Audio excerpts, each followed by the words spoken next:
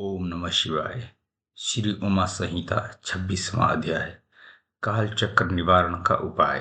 देवी पार्वती बोली, हे नाथ, आपने काल चक्र का वर्णन मुझे सुनाया। हे देवाधिदेव, अब कृपा करके इससे बचाव का उपाय भी मुझे बताइए। अपनी प्राण बल्लभा के इस प्रकार के प्रश्न को सुनकर त्रिलोकीनाथ भगवान शिव बोले, देवियों में पृथ्वी, जल, तेज, पवन और आकाश आदि 5 तत्वों के संयोग से इस भौतिक शरीर की उत्पत्ति होती है। आकाश सर्वव्यापी है और सब वस्तुएं उसी में लीन हो जाती हैं।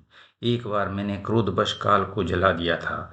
जब जब मैं स्तुतियों द्वारा प्रसन्न हुआ, तब काल पुनः प्रकृति में स्थिर हो जा गया है। आकाश से वायु, वायु से तेज, तेज से जल, जल से पृथ्वी की उत्पत्ति होती है। जल के 4, तेज के 3, वायु के 2 और आकाश का 1 गुण है। शब्द, स्पर्श, रूप, रस और गंध आदि 5 भूत हैं। जब शरीर को त्याग देते हैं तभी प्राणी की मृत्यु होती है, और जब ये 5 भूत शरीर को ग्रहण करते हैं तो प्राणी की उत्पत्ति होती है। काल को जीतने वाले योगीगण इन गुणों का ध्यान करते हैं। देवी पार्वती ने कहा, हे नाथ, काल पर विजय पाने के लिए योगीजन जिस यंत्र का ध्यान या अभ्यास करते हैं उसके विषय में बताइए। पार्वती जी के इस प्रश्न को सुनकर देवादिदेव शिव जी बोले, देवी, रात्रि के अंधकार में जब पूरा जगत गहरी नींद में सो रहा हो, उस समय बैठकर योगी योग करें। आसन पर बैठकर अपनी तर्जनी अंगुली से दोनों कानों को बंद कर दें। इस प्रकार प्रतिदिन यही साधना करें। जब ये साधना इतनी कठोर हो जाए कि 2 बार दोपहर इसी आसन में बीतें तथा इसके बाद अग्नि द्वारा प्रेरित शब्द या नाद सुनाई दे, उस समय मनुष्य को इच्छानुसार मृत्यु प्राप्त हो जाती है। ये शब्द या नाद ब्रह्म रूप है, जो सुख तथा मुक्ति को देने वाला है। इस नाद ध्वनि या शब्द को शारीरिक सांसारिक मोह माया में लिप्त लोग भला कैसे जान पाएंगे। जिन उत्तम मनुष्यों को इसका ज्ञान प्राप्त हो जाता है, वे आवागमन के चक्कर से छूट जाते हैं। उन्हें तत्व ज्ञान व मुक्ति की प्राप्ति होती है। ये नाद अनाहत है, जिसका उच्चारण नहीं किया जा सकता। योगी जन अपने प्रयत्न एवं ध्यान द्वारा इसे प्राप्त करते हैं। वे पापों से दूर होकर मृत्यु पर विजय पा लेते हैं। उसी से मृत्यु पर विजय प्रदान करने वाला शब्द उत्पन्न होता है। घोष, कांस्य, शंख, घंटा, वीणा, वंश, दुंदुभि, शंखनाद व मेघ गर्जित नामक इन 9 शब्दों का ध्यान करने वाले ज्ञानियों एवं योगी जनों पर कभी कोई विपत्ति नहीं आती। इसी प्रकार एकाग्रचित होकर नियम पूर्वक तुकांग शब्द की स्तुति और ध्यान करने वाले मनुष्य के लिए कुछ भी असाध्य नहीं होता। उसकी हर कामना की सिद्धि होती है और अभीष्ट फल मिलता है। 27वां अध्याय, अमरत्व प्राप्ति की साधनाएं।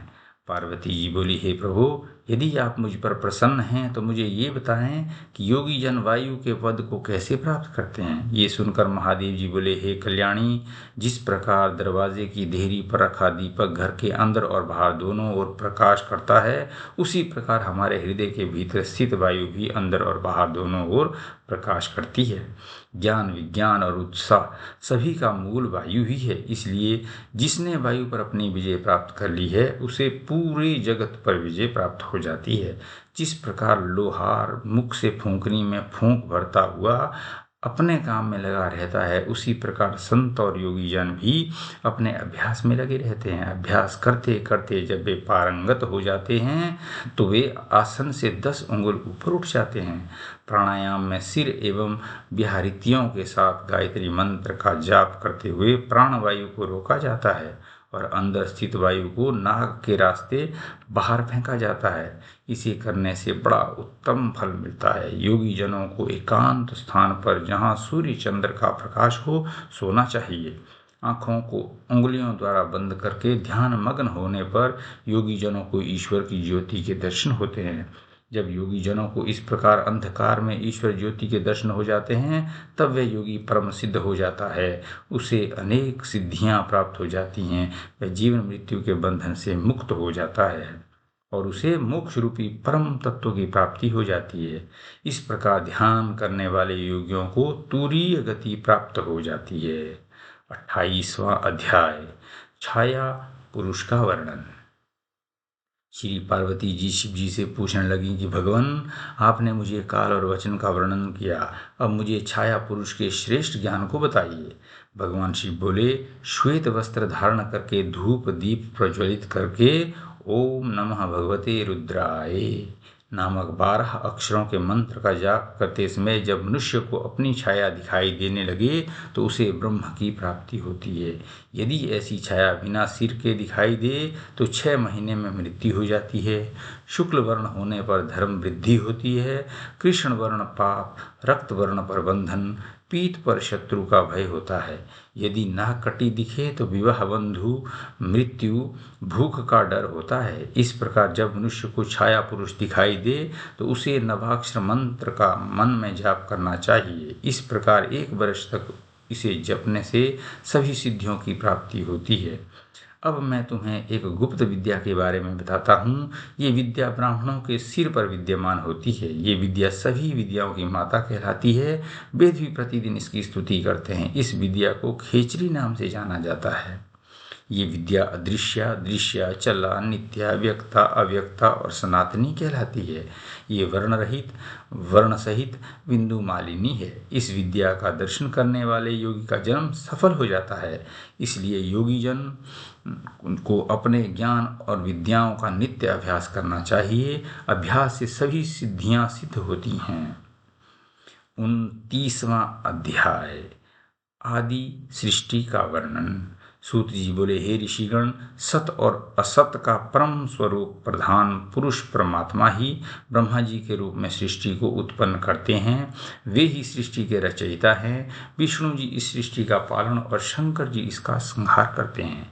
ब्रह्मा जी ने जब सृष्टि की रचना के बारे में सोचा तो सबसे पहले जल की उत्पत्ति हुई।